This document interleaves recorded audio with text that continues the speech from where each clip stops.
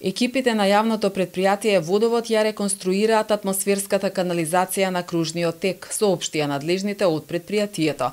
На потегот кај Митев мост постои атмосферска канализација, но поради изградбата на кружниот тек се поставуваат нови бетонски цевки. Екипите на Водовод поставуваат двојни цевки во должина од 70 метри. На овој начин ќе се обезбеди прием на поголема количина на вода и ќе се избегне заезерување на кружниот тек и ќе се овозможи безбеден сообраќај, изјави директорот на јавното предпријатие Оливер Стојмановски.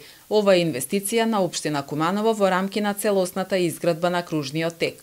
Инаку продолжуваат и другите градежни активности за новиот кружен тек на крстосницата помеѓу двата булевара, Октомвриска револуција и Трета македонска ударна бригада.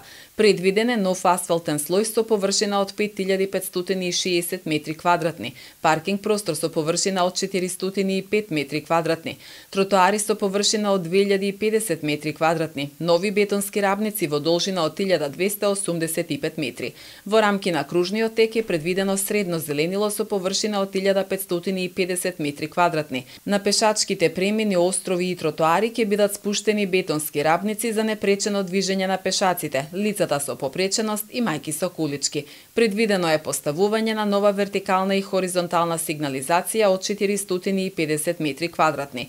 Од општинскиот буџет за изградбата на новиот кружен тек одвоени се 35 милиони 868.459 денари со вклучен данок на додадена вредност, а на тендерот избран е најповолниот изведувач, струмичката фирма Жикол. Тендерот заврши во август минатата година.